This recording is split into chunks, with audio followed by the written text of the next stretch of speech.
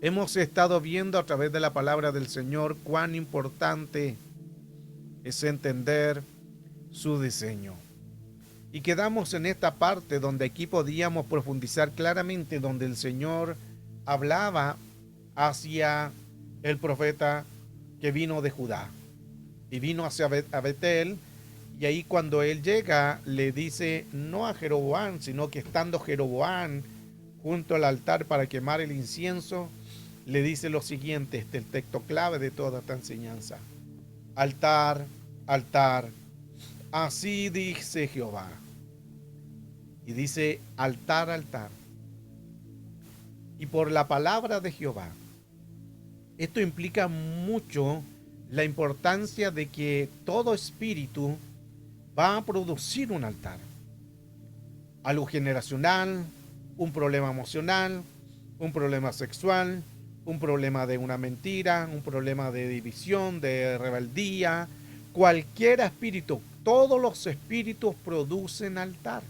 Esto es muy interesante porque estas cosas no la enseñan lamentablemente en la iglesia.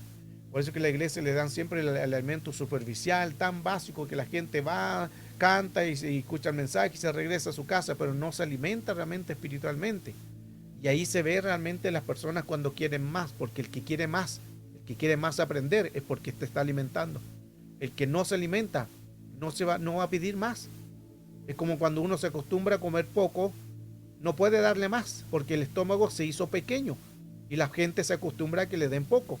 Algo básico, sin fundamento, un mensaje, cantar corito, un mensaje y la casa. Se acostumbró tan poco. Pero los que quieren más siempre van a vivir pidiendo más. Y aquí vemos claramente todo esto en que cuán importante es saber en que a través de esto viene entonces aquí la revelación a través del profeta. Porque le dice altar, altar. No reprendió a Jeroboam. No le dijo Jeroboam, así dice el Señor, sino que fue directamente hacia el altar. Y fue al altar que anuló. Recuerde que no era solamente Jeroboam. Detrás de Jeroboam había un espíritu. Y que eso el profeta fue directamente al espíritu. Entonces estos son diseños en que al comprenderlo podemos saber que ningún espíritu va a entrar a una persona. Por eso que a veces pensamos, no, si esa mujer hizo eso, ese hombre, pero no es la persona en sí. Ella dio lugar o él dio lugar a un espíritu.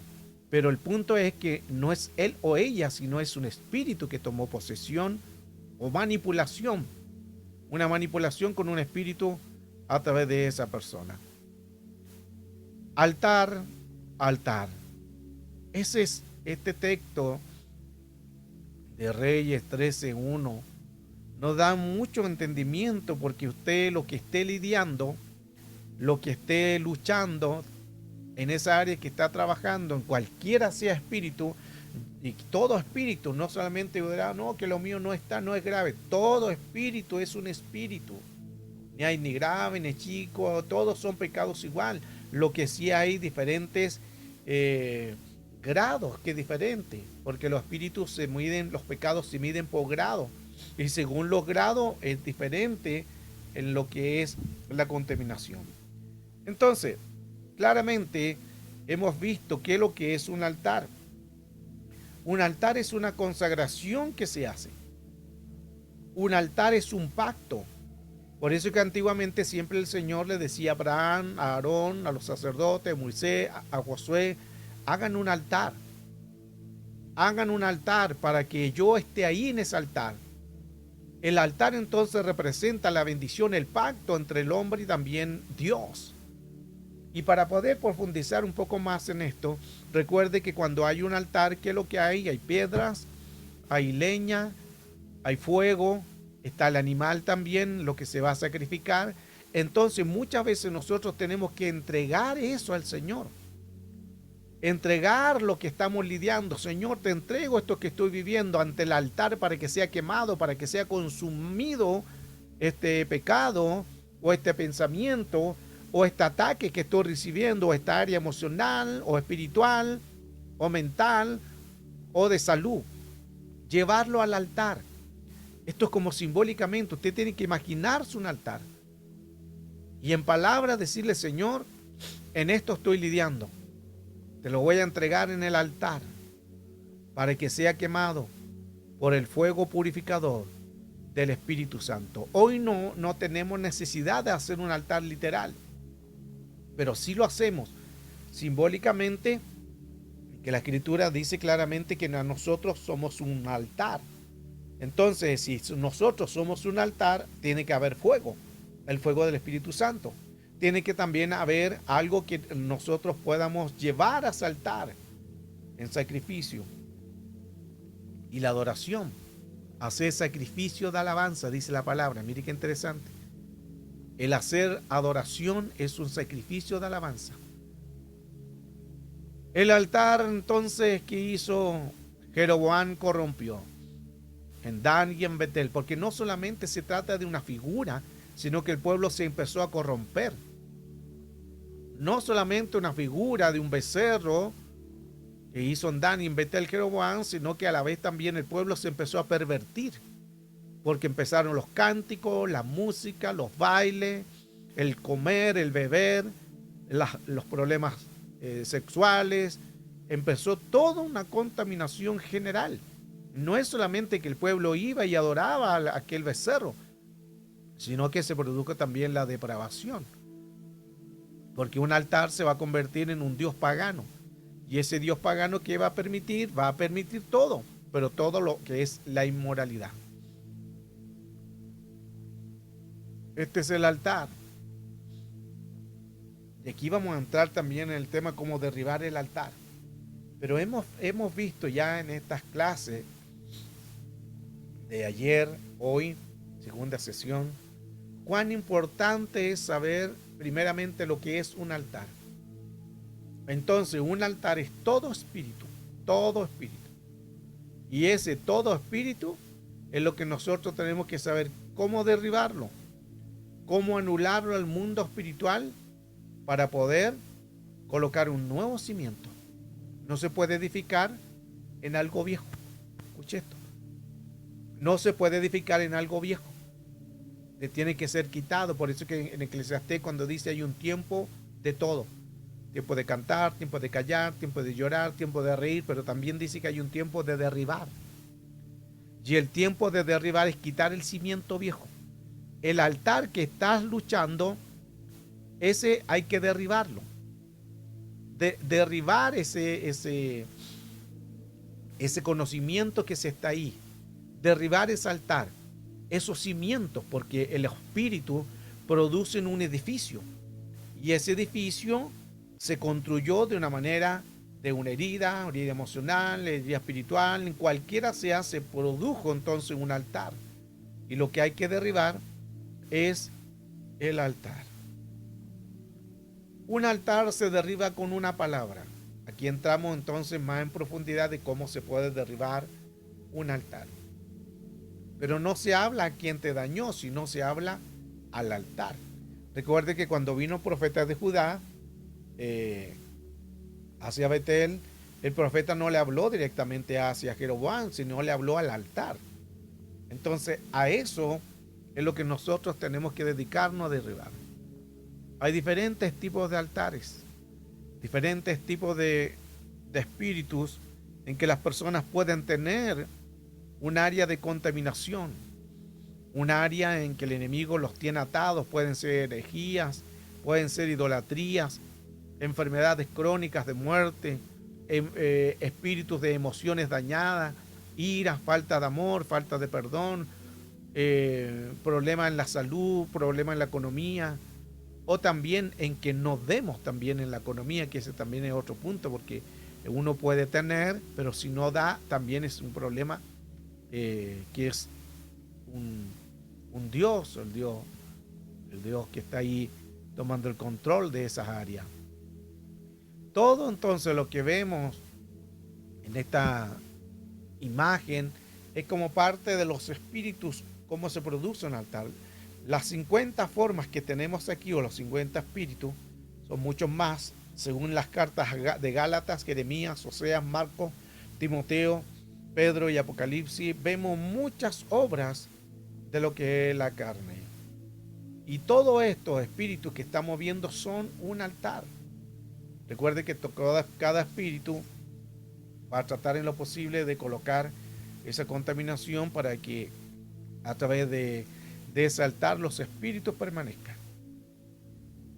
Entonces muchos están lidiando con un espíritu, pero no quitan el altar. Ejemplo, si una persona tiene espíritu de mentira, se tiene que derribar el altar de mentira, ni siquiera la persona en sí, pues la persona en sí fue manipulada por un espíritu, o él permitió, o ella permitió, y ese espíritu de mentira está en él. Y siempre anda mintiendo. Lo pillan, lo encuentran que está mintiendo y sigue con otra mentira, porque ya se produjo ya en un altar. Entonces, todo espíritu se tiene que anular el altar. Se tiene que derribar el altar y luego empezar a colocar un nuevo simiente en lo que necesitamos. Un simiente de bendición, cualquiera sea. Y aquí vemos, como mínimo, vemos 50 obras de la carne. Y estas 50 obras de la carne, que son más todavía, es como solamente una referencia, podemos ver que todos los que tenemos acá se tienen que derribar. ¿Cómo se derriban? Con una palabra. Pero para derribarlo con una palabra necesitamos también entender en que luego hay que quitar ese simiente, porque si no va a continuar la contaminación. Recuerde que las palabras al mundo espiritual son una hechicería. La hechicería de una palabra. Las palabras vienen por el peso al mundo espiritual.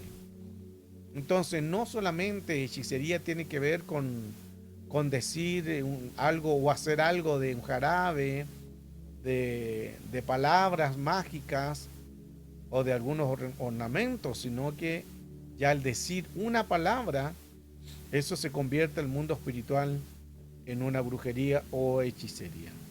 Esto es muy importante. Toda palabra que no se anule, entonces está activo el mundo espiritual. Toda palabra. Entonces, muy interesante que todo lo que nos recordemos y no lo hemos anulado, se tiene que anular con una palabra. ¿Para qué? Para que el enemigo no tome ese derecho legal. Recuerde que la Escritura dice derribando argumentos y no desconozcáis las obras de Satanás el diablo. Tenemos que conocer. Al conocer vamos a ser aún más efectivos. Entonces, cuando hablamos de una palabra de hechicería, todo eso se tiene que derribar con otra palabra. Y con otra palabra se puede dar a conocer cuán importante es saber de que un altar se quita con una palabra. Cuando vino profeta le dijo altar, altar, dijo la palabra. Habló la palabra. Era de reprensión hacia Jeroboam. Era una palabra de reprensión. Así ha dicho el Señor, pero le habló al altar. Entonces, cuando nosotros vamos a quitar el altar, tenemos que decir qué altar. El altar que estás luchando o el problema que estás lidiando, nómbralo cuando lo vayas a derribar. Di: yo derribo este espíritu con el nombre, para que así sea direccionada la oración y ir directamente en todo eso. Elías y los profetas. Vemos en Primera de Reyes 18. Entonces Acab convocó a los hijos de Israel y reunió a los profetas en el monte Carmelo. Y acercándose Elías a todo el pueblo, dijo: ¿hasta cuándo claudicaréis vosotros en dos pensamientos? Si Jehová es Dios, seguidle, y si es Baal, id en pos de él. Y el pueblo no respondió nada. Y Elías volvió a decir al pueblo: solo yo he quedado profeta de Jehová, más que los profetas de Baal. Hay 450 hombres. Elías pensaba que era el único profeta. La versión K2 dice: entonces Elías dijo al pueblo: yo soy el único profeta de Yahweh que ha quedado, mientras que los profetas de Baal son 450. Y los profetas de Acera son 400. Estos eran los espíritus que tenía que lidiar Elías, con 450 de Baal y 400 de Acera. Ahora, claramente ahí dice en el verso 24, invocad luego vosotros el nombre de vuestro Dios, y yo invocaré el nombre de Jehová, y el Dios que respondiere por medio de fuego, este sea Dios. Todo el pueblo respondió diciendo, bien dicho. Entonces esa era la orden, que el que respondiera por fuego sería el Dios verdadero. Entonces Elías dijo a los profetas de Baal, escogeos un buey y preparadlo vosotros primero, pues ¿qué soy más? E invocad el nombre de vuestros dioses, más que pongáis fuego debajo. Era la prueba de los profetas de Baal y de Acera contra Dios Todopoderoso. Verso 26, y ellos tomaron el buey que les había dado y lo prepararon e invocaron el nombre de Baal. Desde la mañana hasta el mediodía diciendo, Baal, respóndenos. Pero no había voz, ni quien respondiese. De tanto ellos andaban saltando cerca del altar que habían hecho. Todo esto nos da un patrón muy interesante, porque aquí podemos ver cómo el enemigo copia todo lo de Dios. Invocaron el nombre de Baal, como nosotros invocamos el nombre de Dios. Y ellos gritaban, decían, Baal, respóndenos, gritaban. Pero no se escuchó ni una voz, ni quien respondiese. Entre tanto que ellos estaban pidiendo que Baal respondiera, la gente estaba saltando cerca del altar. O sea, más claro, estaban haciendo una danza. Y dentro de esa danza estaban provocando que pudiera aparecer su Baal. Ellos danzaban a su Dios para que le escucharan.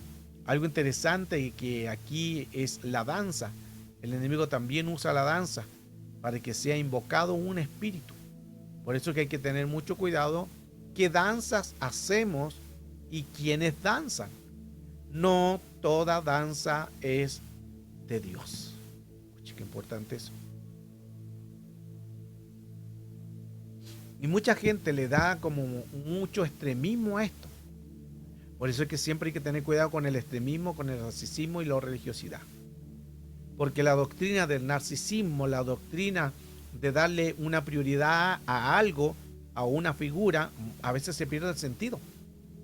Ejemplo, hay gente que le dan la prioridad a la vestimenta, que no es malo, pero no es que por la vestimenta vaya a ser más espiritual.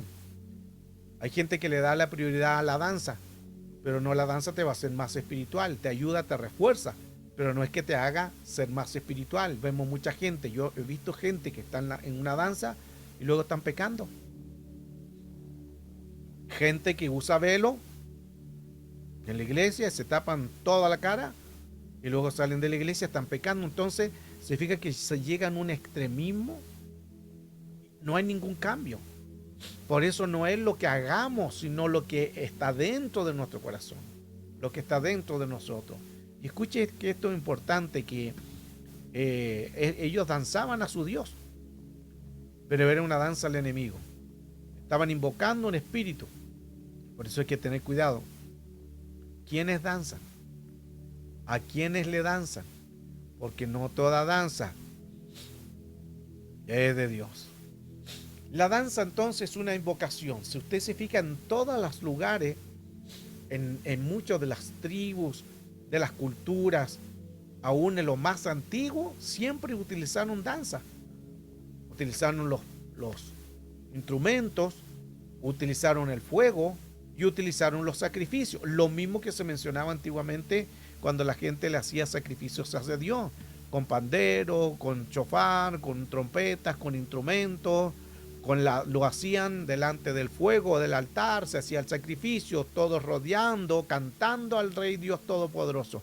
Ese mismo diseño lo pervirtió el enemigo y lo está haciendo en el reino de las tinieblas. Como el enemigo copia todo, ahora lo hace en su reino. Esta es una danza en África. Hay saltos, hay griteríos, hay de todo. Aún en las danzas de los indios, de las tribus americanas, que son 574 según el censo 2021, también hay danza, pero ellos lo hacen hacia su Dios. Toda danza lo hacen como ceremonia para sus diferentes dioses y en lo que creen. Está la danza vudú. Se juntan, hacen sus rituales, pero es una danza de contaminación. Está la danza, que toda danza, escuchen que importante, toda danza del enemigo es algún espíritu, es un dios o es una entidad, porque detrás de toda danza que no sea Dios va a haber un espíritu, va a haber una entidad, o más claro, va a haber un demonio o un espíritu mundo. Entonces hay que tener mucho cuidado qué danza estamos escuchando. México también habla de situaciones cual le hacen sacrificios a Baal, todo esto, y diferentes culturas en todo el mundo. Hacen la danza de los muertos, es otro tipo de danza. La danza a los espíritus. Hay muchas cosas importantes que al poder entender podemos darnos cuenta de que muchos espíritus tratan en lo posible de entrar en los cuerpos. Por eso es que es muy importante saber de qué estamos lidiando. En este tema, en esta enseñanza, ya dejándolo ahí, hemos aprendido bastante. Seguiremos con la ayuda del Señor la próxima clase y veremos la importancia de seguir aprendiendo más sobre las danzas que a través que estamos viendo ya sobre los espíritus. Por eso el tema era altar. Qué importante poder saber cuán necesario es cuidarnos de qué es lo que estamos nosotros recibiendo o dónde estamos participando, porque el ir a un lugar y no hay una manifestación de Dios nos provoca sencillamente en algo que está contaminado. Y hay que tener mucho cuidado. Hoy, segunda sesión sobre altar. Ya hemos visto que si hay un espíritu, que si hay algo que está lidiando algo, se tiene que derribar. Sí, también, Mario, la falta de perdón es un altar porque se coloca ese espíritu. La gente no puede, hay gente que les cuesta perdonar. Otros no hacen sanidad primero y por eso que están con una atadura. Recuerde que dije al comienzo, todo espíritu, todo espíritu es un altar. Absolutamente todo. Porque es lo que hace el enemigo, entrar en un cuerpo, pero a través de un espíritu. Y ese espíritu que es un altar. Qué importante es este tema, segunda sesión, altar.